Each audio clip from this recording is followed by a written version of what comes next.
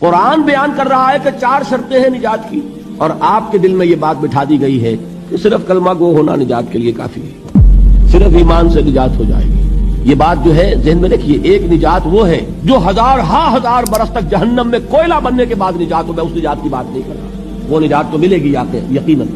جس شخص کے دل میں رائی کے دانے کے برابر بھی ایمان ہوگا، وہ اپنے اعمال کی، اپنے کرتوتوں کی سزا بھگت کر بالآخر جنت کے اندر داخل کیا جائے گا، جہنم سے نکالا جائے گا، اور نکالا جائے گا تو اس وقت حال کیا ہوگا؟ جیسے جلا ہوا کوئلہ، اس کے سوا کچھ نہیں۔ حدیث میں اس کی شرح آئی۔ لیکن یہ نجات نہیں، نجات وہ کہ جو اللہ تعالیٰ میدان حشر ہی میں ہماری مغفرت کا اعلان فرمائے، اللہ تعالیٰ اول وہلے میں ہمیں جنت میں داخل فرمائے، اس نجات کی بات کر رہا ہوں۔ وہ نجات جان لیجئے محض کلمہ گو ہونے کی بدولت نہیں ملے گی۔ اس نجات کے لیے شرط اول ایمان، شرط دوم عمل صالح، شرط ثالث تواصی بالحق، اور چوتھی شرط تواصی بالصبر۔ یہ قرآن کا بیان ہے، کسی انسان کا کلام نہیں ہے کہ اس میں ترمیم کی جا سکے۔